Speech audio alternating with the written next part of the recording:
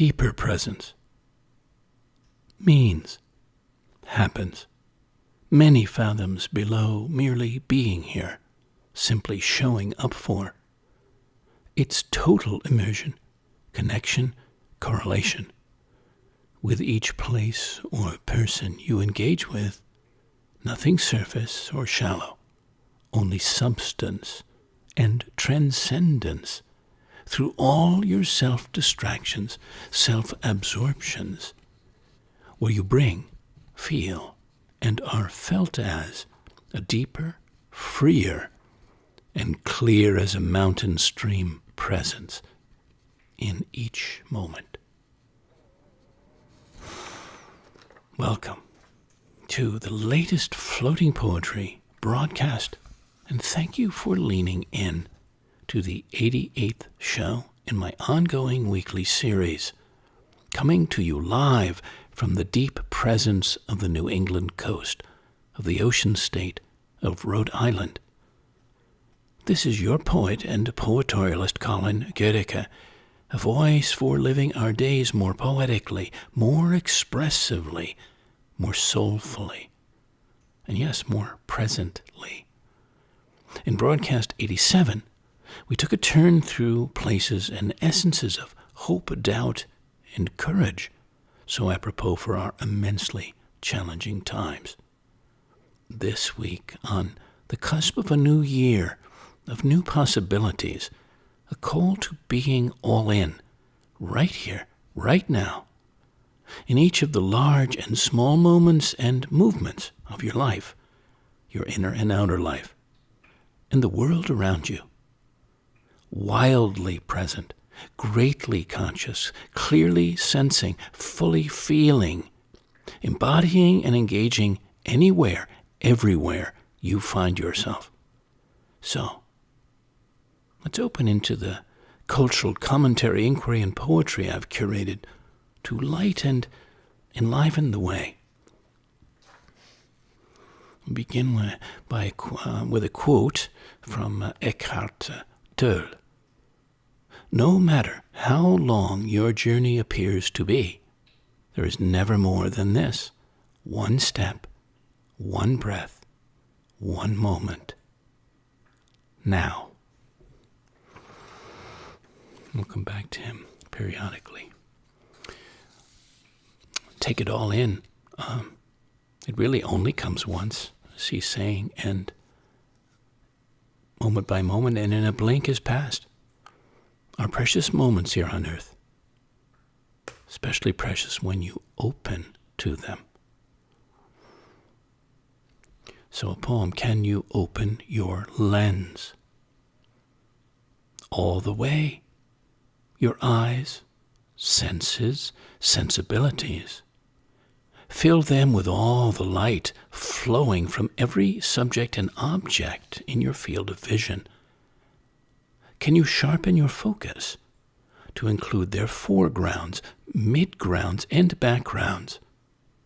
Can you remove any filters? For pure sight is what you want, bright and wide, whole and clear. There's a poem by Amy Lowell from her collection Sword, Blades, and Poppy Seed from 1914, The Pike. In the brown water, thick and silver-sheened in the sunshine, liquid and cool in the shade of the reeds, a pike dozed.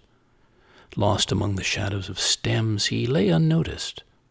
Suddenly he flicked his tail, and a green and copper brightness ran under the water.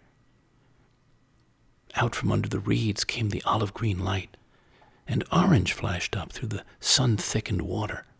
So the fish passed across the pool, green and copper, a darkness and a gleam, and the blurred reflections of the willows on the opposite bank received it. The pike. Thank you, Amy Lowell. Carpe diem is something that sprang to mind, among other things. Carpe diem, we all know about that. A more literal translation of carpe diem would be, thus, pluck the day as it is ripe, that is, enjoy the moment. It has been argued by various authors that this interpretation is closer to the Roman poet Horace's original meaning. That's from Wikipedia. Franz Kafka, he said, you do not need to leave your room. Remain sitting at your table and listen. Do not even listen, simply wait. Do not even wait. Be quite still and solitary. The world will freely offer itself to you to be unmasked. It has no choice. It will roll in ecstasy at your feet. When you are wildly, not mildly, but wildly present, conscious, sensing on all levels, don't things become hyper-real? I'm asking you that. Think of your experiences. Hyper-real, vividly seen and felt. What would you say? I say everything is vivid. The curled brim on that leaving man's dove-gray fedora. The clear light falling on this young girl's yellow hair. The sensuous lips of the wavily scarved woman by the fountain. The sun-bronzed shoulders of a lone beachcomber, of an umbrellaed sleeper. An outspread hand on a gossamered chest, framed in a looking-glass. The hips of a cream-white vase holding clouds of pale pink flowers. The morning legs of chairs turned up on the tables of closed cafes. The feet of statues standing silently inside a moving city. It was a poem from Brooklyn in New York City, September 2017, as I was flaneuring around. Those things came to me in my openness, my presentness, and my momentness. The performance artist, Amanda Palmer, in conversation with Debbie Millman on her enlivening Design Matters podcast. If you don't know about it, Design Matters. Wonderful, lots of interesting conversations. And Palmer said, we think that we're all very connected. We think that we're all very communicative. But when you actually strip it down, there's a lot wrong. And the proof is in the pudding. You have a whole society of people who are depressed and insecure and anxious and paranoid and worried and fundamentally feeling very unseen. Maybe we've constructed culture in a way that people are not feeling recognized, loved, accepted, happy with their place in society. What have we done to create such unhappiness?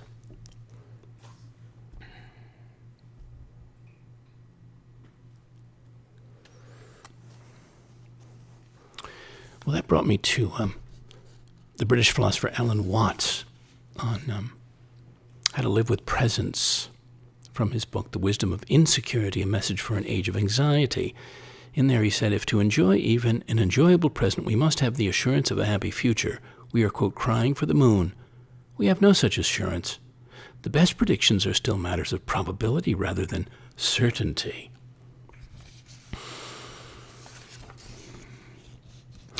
The primary consciousness, the basic mind, which knows reality rather than ideas about it, does not know the future, but the future is still not here and cannot become a part of experienced reality until it is present. Since what we know of the future is made up of purely abstract and logical elements, inferences, guesses, deductions, it cannot be eaten, felt, smelled, seen, heard, or otherwise enjoyed. To pursue it is to pursue a constantly retreating phantom, and the faster you chase it, the faster it runs ahead. This is why all the affairs of civilization are rushed, why hardly anyone enjoys what he has and is forever seeking more and more. Happiness, then, will consist not of solid and substantial realities, but of such abstract and superficial things as promises, hopes, and assurances. To understand life is entirely momentary, that there is neither permanence nor security, and that there is no, quote, I, which can be protected. To understand music, you must listen to it, but so long as you are thinking, quote, I am listening to this music, you are not listening. Thank you, Alan Watts.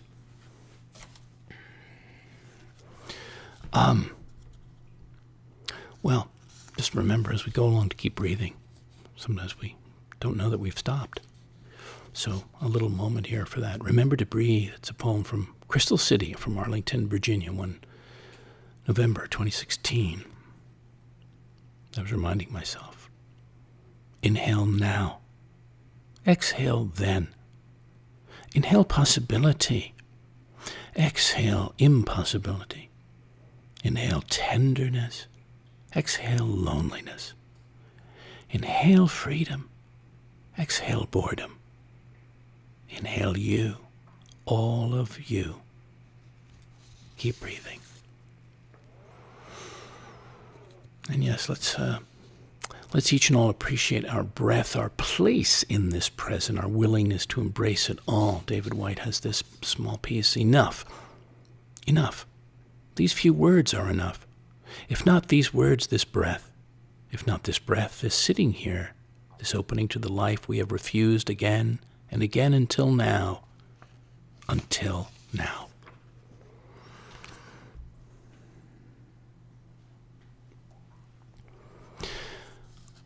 Came across in the Marginalian about Oliver Burkeman and his book 4,000 Weeks, Time Management for Mortals.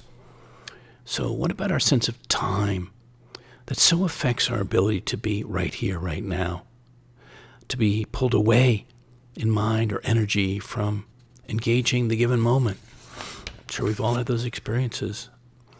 And so think about those and think about the contrast of what happens when we're not pulled away. So just one or two extracts or excerpts from that book. He said, why assume that an infinite supply of time is the default and mortality the outrageous violation? Or to put it another way, why treat 4,000 weeks, which is, he's saying essentially most people's lifespans, are as a very small number, because it's so tiny compared with infinity, rather than treating it as a huge number because it's so many more weeks than if you had never been born. Surely only somebody who'd failed to notice how remarkable it is that anything is in the first place would take their own being as such a given, as if it were something they had every right to have conferred upon them and never to have taken away. So maybe it's not that you've been cheated out of an unlimited supply of time. Maybe it's almost incomprehensibly miraculous to have been granted any time at all.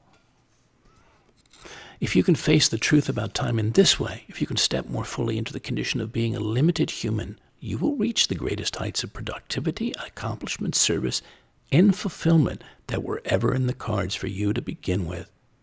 And the life you will see incrementally taking shape in the rearview mirror will be one that meets the only definitive measure of what it means to have used your weeks well. Not how many people you helped or how much you got done, but that working within the limits of your moment in history and your finite time and talents, you actually got around to doing and made life more luminous for the rest of us by doing whatever magnificent task or weird little thing it was that you came here for. Thank you, Oliver Burkeman. So, true that you may have to give yourself permission to freely move and feel through your arriving experiences. If so, I encourage you now to do so without further delay and liberate yourself now and forever. Make an unbreakable vow. And don't look back. Being at liberty. Living in a state of superfluidity. The gift, grail, remarkability to be wholly your own man or woman, to choose the flow you desire to go with, to dance footloose, freestyle, in any direction of desire, to know and feel what it is to be entirely at liberty in your body and spirit on this daily planet. Eckhart Tolle. Remember that your perception of the world is a reflection of your state of consciousness. You are not separate from it, and there is no objective world out there. Every moment, your consciousness creates the world that you inhabit. Well, I felt this piece of mine puzzle fit into that quote of Tolle's, a whole universe. So vast, marvelous, mysterious, the one we live in, the one we read about, talk, write, and muse about. But why bypass the one as profound, as boundless, that lives not out there, but in here, inside each of us? We, miraculous mirrors, microcosms, embodiers of that universe, its wisdom, energy, and wonder, awaiting our discovery, unveiling, expressing, in our own way, space, and time, the whole universe of you.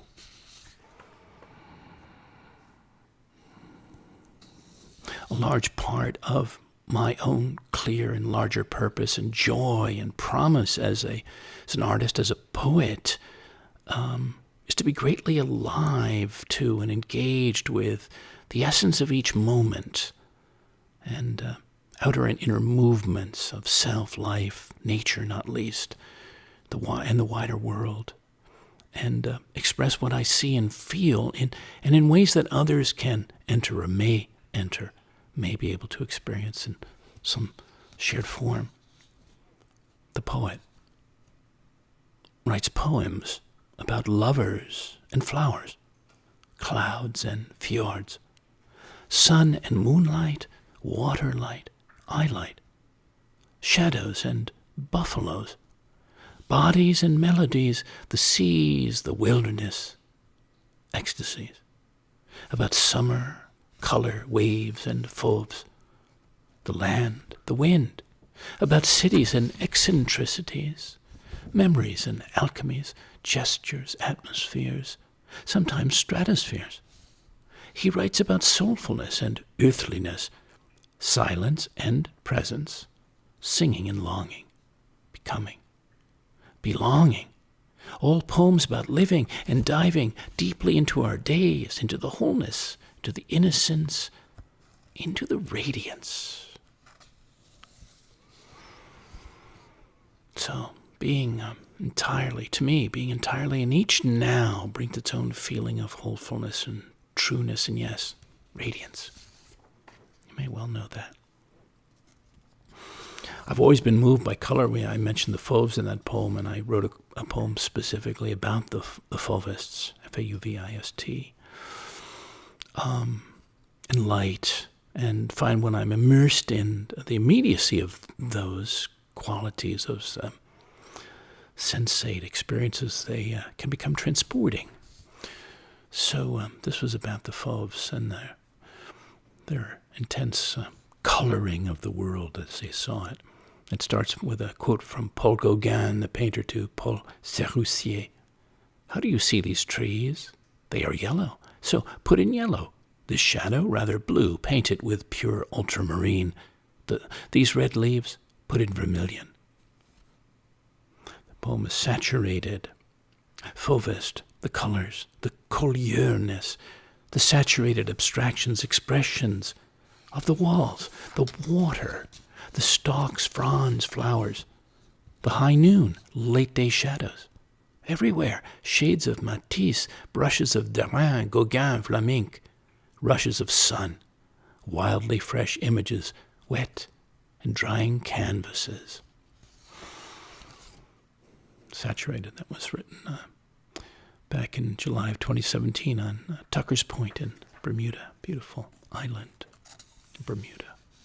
Here's one more from Mexico, from the Yucatan. Colores primarios, primary colors. Burnt orange, on pine, on plaster, on azure.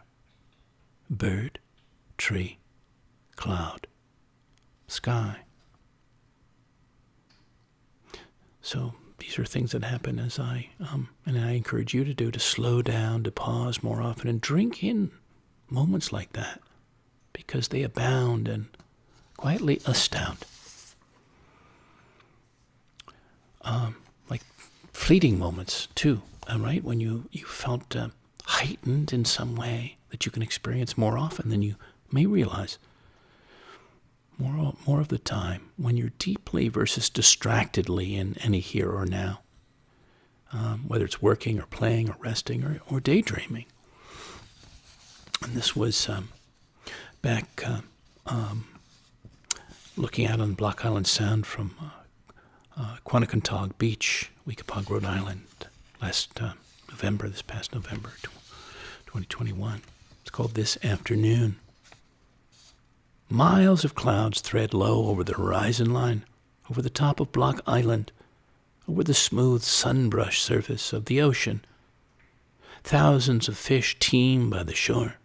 Hundreds of gulls, dozens of loons, and a handful of fishermen flying, floating, standing, all angling for a catch from the clear, glass-green Indian summer waters. This afternoon. Billy Collins has this poem, The Moment. It was a day in June, all lawn and sky, the kind that gives you no choice but to unbutton your shirt and sit outside in a rough wooden chair. And if a glass of iced tea and an anthology of 17th century devotional poetry with a dark blue cover are available, then the picture can hardly be improved. I remember a fly kept landing on my wrist, and 2 black butterflies with white and red wing dots bobbed around my head in the bright air. I could feel the day offering itself to me, and I wanted nothing more than to be in the moment. But which moment? Not that one, or that one, or that one, or any of those that were scuttling by seemed perfectly right for me. Plus, I was too knotted up with questions about the past and his tall, evasive sister, the future. What churchyard held the bones of George Herbert? Why did John Donne's wife die so young? And more pressingly, what could we serve the vegetarian twins we had invited for dinner that evening, not knowing that they traveled with their own grapes? And who was the driver of that pickup flying down the road toward the single railroad track? And so the priceless moments of the day were squandered one by one, or more likely several thousand at a time, with quandary and pointless interrogation. All I wanted was to be a pea of being at rest inside the pod of time. But that was not going to happen today, I had to admit to myself, as I closed the blue book on the face of Thomas Traherne and returned to the house, where I lit a flame under a pot full of water where some eggs were afloat, and, while they were cooking, stared into a little oval mirror by the sink just to see if that crazy glass had anything particular to say to me today. Thank you, Billy Collins.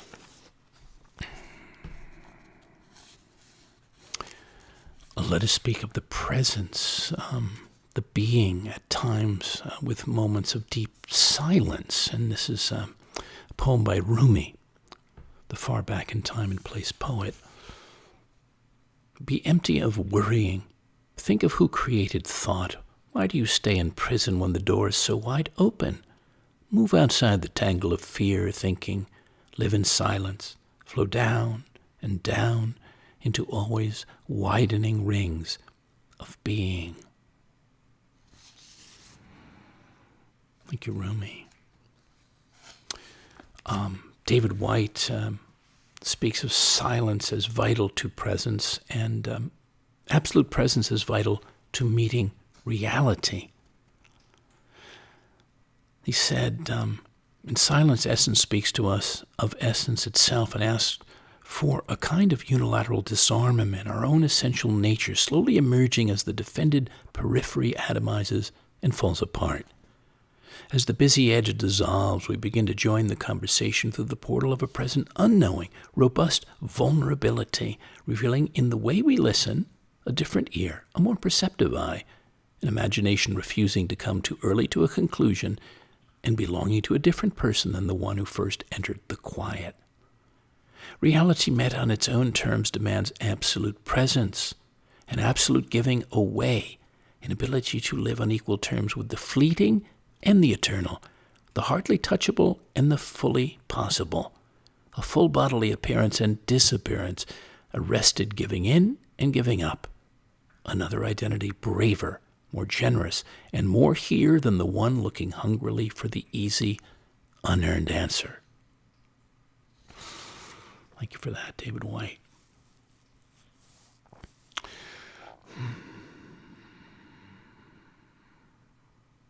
Well, I would say, bring depth and truth in each moment of yourself and of the world around you. Being deeply in that place and moment of yourself and the world around you is an opportunity to meet each other more profoundly, more meaningfully, more beautifully, and to me, more lovingly. And then toward that, back in Sag Harbor in January of 2018, came this poem, The World is Ready.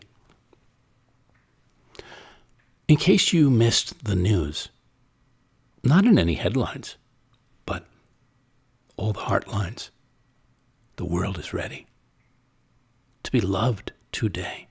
The whole world, from the birds in the clouds, the cities and their spires, to the tides and the downpours, the countrysides and their colors, everything and everyone you are sharing this whole world, whole earth with, wake, breathe, dream your whole life with. Here, the heart, light, music, spirit of it, all ready and waiting for your loving.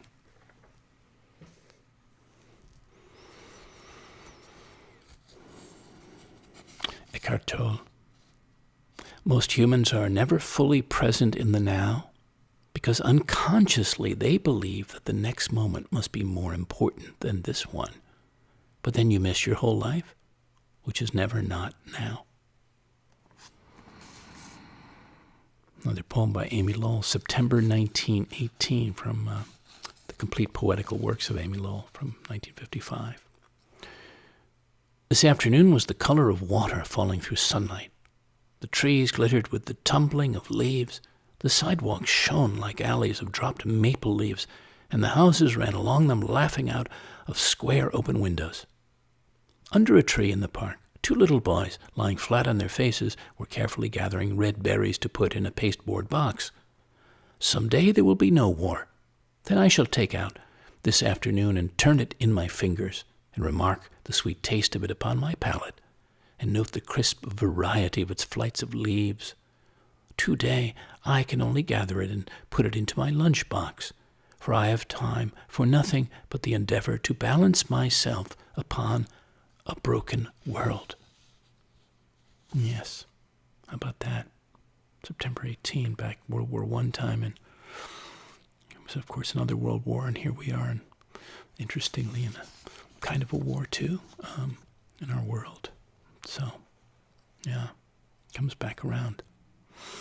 I thought that was very relevant and resonant.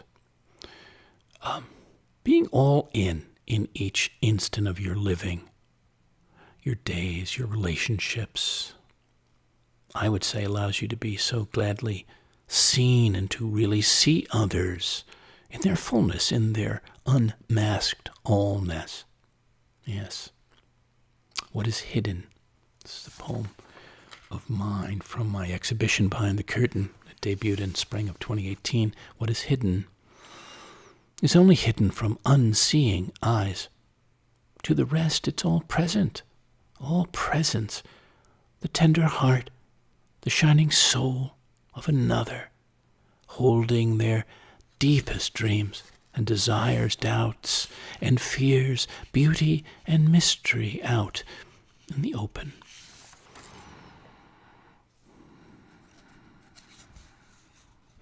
And what happens, and I'd love to hear from you what happens or what has happened when you open to everything unfolding before you, feel into it fully. Is part of what happens, or what I feel happens, when you feel everything. Nothing is ever the same again. The very molecules inside and around you alter forever. When you feel selectively, or not at all, little changes, maybe a bit of scenery. I know because I've lived both ways. Feeling immensely and freely now, feeling narrowly and tightly then, when less wise in the ways of life and myself. To feel all is not for the faint of heart, but for those ready and willing to engage. Such a full orchestra of feeling is both welcome and liberating, worth hearing, worth experiencing. Without allowing all the chords, all the notes and passages, how can the symphony of everything within you really play, greatly resound? and you feel everything.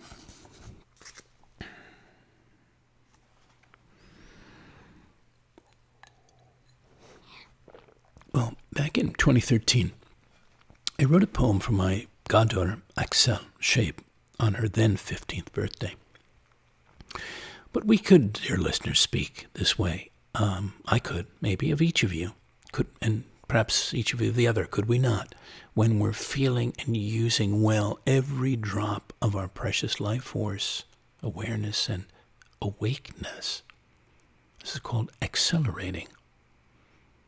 A mind that quickens like white river rapids. A heart that gallops over green gold hills. Eyes that incline and divine steeply into the world innocently. Energy that quietly yet locomotively fills the air. A body of light and beauty moving and changing, ever lightening, enlivening in perfect time and space. Accelerating. I mentioned Debbie Millman in her Design Matters podcast. And in that, and another time, she interviewed Alain de Botton of the UK School of Life. And in that conversation, he said, my view of human nature is that all of us are just holding it together in various ways. And that's okay. And we just need to go easy with one another, knowing that we're all these incredibly fragile beings. Maybe we all ponder that, and maybe we go easier with each other these days. Always, but especially these days. Krista Tippett had a conversation with our Irish philosopher, poet, philosopher, David Whyte, another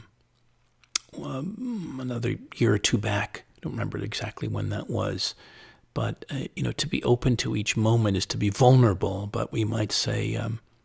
I might say safely vulnerable, necessarily vulnerable all the same to the effect of the experience.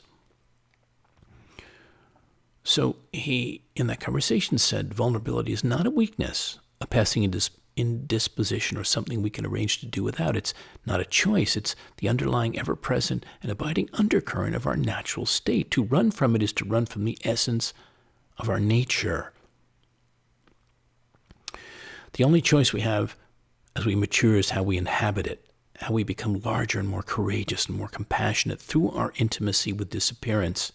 And our choice is to inhabit vulnerability as generous citizens of loss, robustly and fully, or conversely as misers and complainers, reluctant and fearful, always at the gates of existence, but never bravely and completely attempting to enter, never wanting to risk ourselves, never walking fully through the door. David Whyte and Krista Tippett for that. And last, just on that note of vulnerability, is Brene Brown in her book, Daring Greatly. Wonderful book, if you don't know it, Daring Greatly. It isn't good or bad, vulnerability. It's not what we call a dark emotion, nor is it always a light, positive experience. It's the core of all emotions and feelings. To feel is to be vulnerable. To believe it's weakness is to believe that feeling is weakness. To foreclose on our emotional life out of a fear that the cost will be too high is to walk away from the very thing that gives purpose and meaning to living. It's the birthplace of love, belonging, joy, courage, empathy, accountability, and authenticity. If we want greater clarity in our purpose, or deeper and more meaningful spiritual lives, vulnerability is the path. Thank you, Brene Brown. I would just add, and if we want to fully embrace and embody each moment, it's the path. That brought me to Rainer Maria Rilke. I felt on speaking to navigating the moments we sometimes encounter that are dark or difficult. Let this darkness be a bell tower. Quiet friend who has come so far, feel how your breathing makes more space around you. Let this darkness be a bell tower, and you the bell. As you ring, what batters you becomes your strength. Move back and forth into the change. What is it like, such intensity of pain? If the drink is bitter, turn yourself to wine. In this uncontainable night, be the mystery at the crossroads of your senses, the meaning discovered there. And if the world has ceased to hear you, say to the silent earth, I flow. To the rushing water, speak, I am. Thank you, Rilke. The Piece of Wild Things is by Wendell Berry, is a poem that shows how being present in nature and its naturalness of moving through the days can inform, infuse, and inspire and ease us. The Piece of Wild Things. When despair for the world grows in me, and I wake in the night at the least sound, in fear of what my life and my children's lives may be, I go and lie down where the wood drake rests in his beauty on the water, and the great heron feeds. I come into the peace of wild things, who do not tax their lives with forethought of grief. I come into the presence of still water, and I feel above me the day-blind stars waiting with their light. For the time, I rest in the grace of the world, and am free. Thank you, Wendell Berry. My own kind of experience, not with the wood drake, but so many simple moments in nature can become momentous when we are wildly awake, aware, attuned. This was one of mine down on Long Beach, Long Island, off the coast of Long Island. The Oyster Catchers this summer. The Oyster Catchers. I joined them among the end-of-day shorebirds diving and dining in the surf, each of us on stilting legs, my oyster shell-seeking eyes blue bright and wide beside their shell-opening beaks, orange bright and long, enjoying their easy company as if temporarily, honorarily one of them, each of us quietly catching our share of wave-washed oysters on this sea-misted stretch of beach. What if we give up holding onto clock time and calendar time, man-made, man-enslaved time? This was an ode to the autumnal equinox back in 2019. Leave the calendar behind. And here we go. Let the pages loose to fly off in the first autumn breeze. Instead of reading what day, month, season of the year it is, step outside. Feel into the air, the changing light, the landscape before you, around you. Let them tell you where things are. Like the equinox now, balancing in, balanchining in, as you attend. Let your body pivot naturally and your thoughts glide gently away from fleeting summer toward fan-faring fall. Witness everything cooling down, everything spooling out in clear light, in soon-to-come pageant colors, fragrant scents, abundant textures. Accept the invitation to rise with, like the evening star. Take the offered hand of nature and enter together into its widely alive and enlivening theater.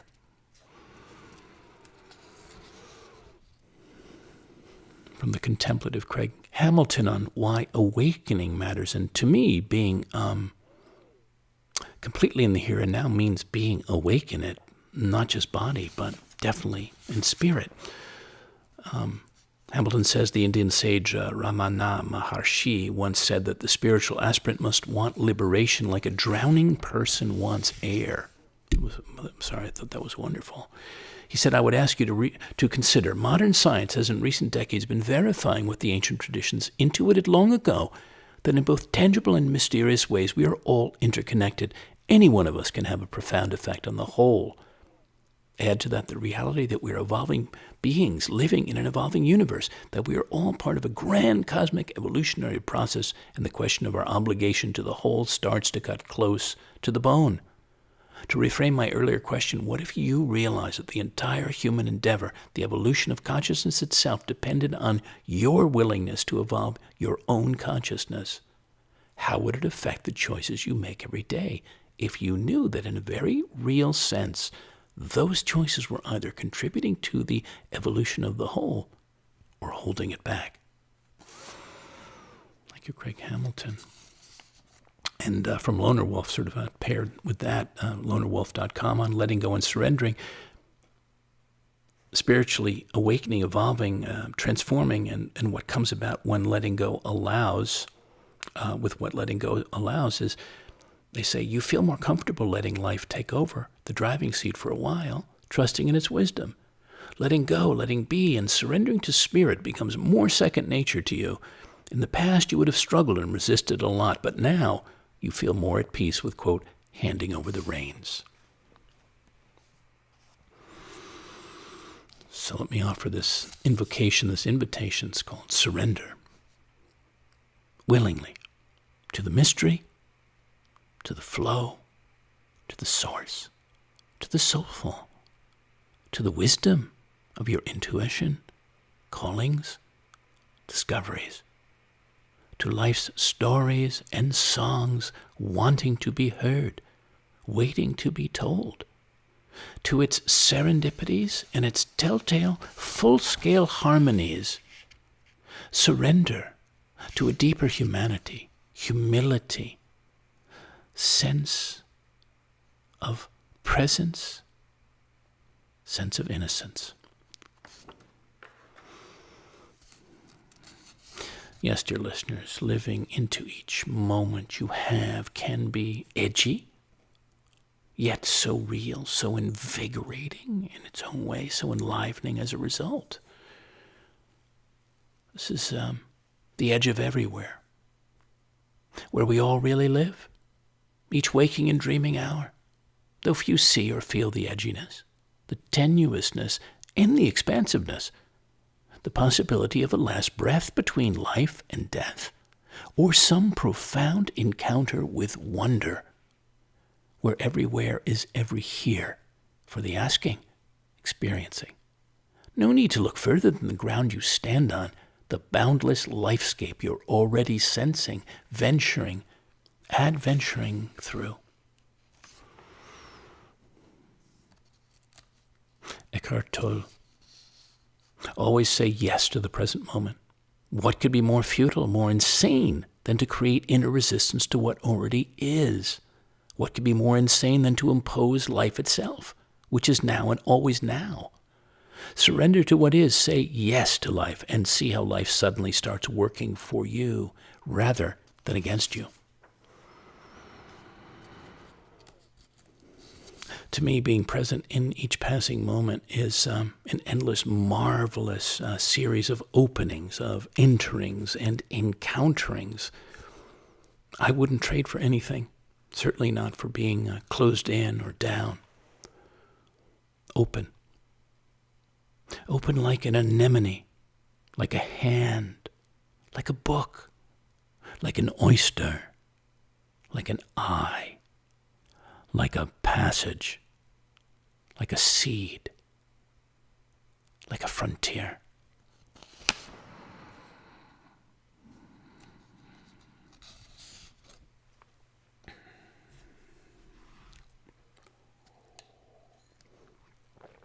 One more by Rilke. The Swan. And here he invites us to experience what mortality makes possible. It links us with life and all time. As Joanna Macy, the translator, in her book In Praise of Mortality says, and also ours is both the suffering and the harvest. The swan. This laboring of ours with all that remains undone, as if still bound to it, is like the lumbering gait of the swan. And then our dying, releasing ourselves from the very ground on which we stood, is like the way he hesitantly lowers himself into the water. It gently receives him, and gladly yielding, flows back beneath him, as wave follows wave, while he, now wholly serene and sure, with regal composure, allows himself to glide. Thank you, Rilke. Mary Oliver's poem, What Do We Know? The sky cleared. I was standing under a tree, and there were stars in the sky that were also themselves at the moment, at which moment my right hand was holding my left hand, which was holding the tree, which was filled with stars and the soft rain. Imagine, the long and wondrous journey still to be ours. Thank you, Mary Oliver. Are you with her? I completely am. Being sentiently in the here and now, to me, also means not rushing, not pressing, but easing back on the throttle. We're also used to running at full or high. Feel the earth. Slow down, all the way down. Feel the earth, the sentient earth. See and touch it. Hear it. Taste it. Where you are, wherever you are. Let it hold you. Let it feel you. Let it breathe you. Let it fill you. Yes, let's keep breathing. I hope we've continued that. Really breathe, consciously breathe, as the Vietnamese Buddhist monk Thich Nhat Hanh tells us about and tells us the practice of. And he says, practicing conscious breathing, aware of each thought and each act, we are reborn, fully alive in the present moment. Unless we channel our energies toward being aware of what is going on in the present moment, we might not discover the peace and happiness that are available right now. And here he is poetically, another point I found on the practice of mindfulness. Breathing in, I know I am breathing in. Breathing out, I know I am breathing out. Breathing in, I notice my in-breath has become deeper. Breathing out, I notice that my out-breath has become slower. Breathing in, I calm myself. Breathing out, I feel at ease. Breathing in, I smile. Breathing out, I release. Breathing in, I dwell in the present moment. Breathing out, I feel it is a wonderful moment. Thank you, Thich Nhat Hanh. Well, as we come toward a close for now, a few last pieces in my hands, and this one by William Stafford. You reading this, be ready. Starting here, what do you want to remember? How sunlight creeps along a shining floor. What scent of old wood hovers? What softened sound from outside fills the air? Will you ever bring a better gift for the world than the breathing respect that you carry wherever you go right now? Are you waiting for time to show you some better thoughts? When you turn around, starting here, lift this new glimpse that you found. Carry into evening all that you want from this day. This interval you spent reading or hearing this, keep it for life. What can anyone give you greater than now, starting here, right in this room, when you turn around? Thank you, William Stafford. Now, let me call forth all you've got in you. All you can bring, maybe surprisingly far more than you expected or imagined, to any and every moment of your life, right now and ahead. Dial yourself up. Why wait? Why squander even one drop of your precious aliveness, attention, and intention? Let's have it. All your color and flavor, light and shadow, saltiness, sweetness, your fresh squeezed juice, juiciness, the pith and zest, sinew and marrow within, all the laughter and the tears, your unbidden laughter, unhidden tears, your face as a visible, changeable weather map, full of sun or rain, blue or gray, heat or cold, squalls, gales, jet streams, water spouts, showing us the days, seasons of your patterns, moods, and forecasts. Tell us of your life dreams, heart's desires, your quests and visions. Give us the play of all your postures and gestures, ways of engaging, acts of responding, how your body can speak, dance, love without words. Share with us the voice, songs, chords, sculptings, scrivenings, colors, and brushstrokes. All the expressions of your being, of your making, of your spirit kindling, with no holds, no binds or blinds, free as a bird, as a kite, as the wind, just letting it rip, letting it flow, letting your soul glow through your eyes and skin, giving us all the wholeness, the largeness, nuance, exuberance of your here on earth, rare on earth self. Oh yes, let's have it.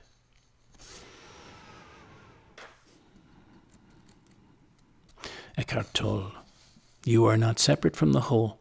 You are one with the sun, the earth, the air. You don't have a life. You are life. I feel certain each and all you'll be grateful for letting yourself leave getting lost in the past and letting go of an imagined future, for the countless gifts of the present that are always flowing in and through life, through my life, our lives, your life. Be glad. Be glad you're alive today.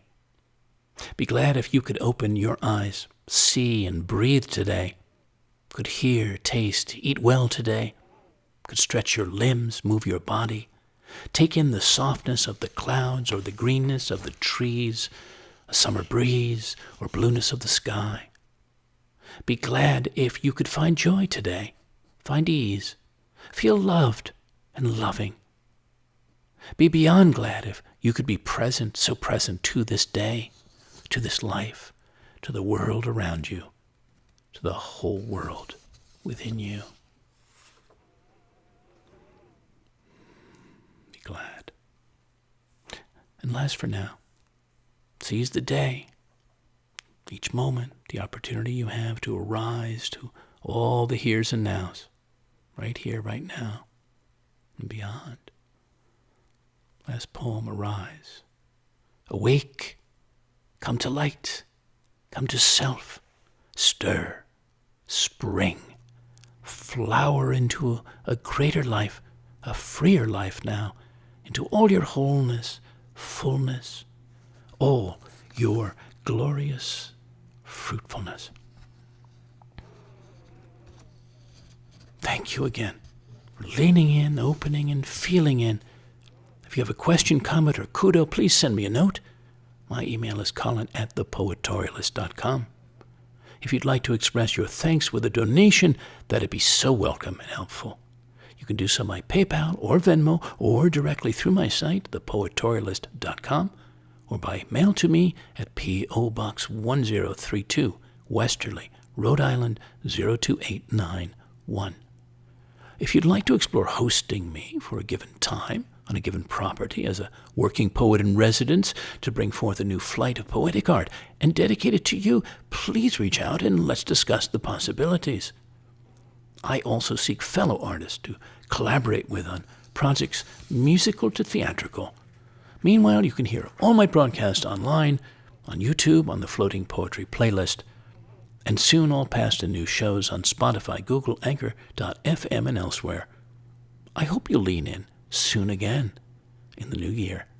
Until then, dear listeners, here's to being and staying entirely in your here and your now, not lost in the past or the future, or just going through the motions, or, quote, asleep at the switch, as my father would say, only fully, widely awake, alive, and in the flow of the very present moment, the most remarkable place of all to experience, the most momentous way I know of to move through your life and the larger world where you live and love like no tomorrow. Goodbye till next time. And as always, good spirits.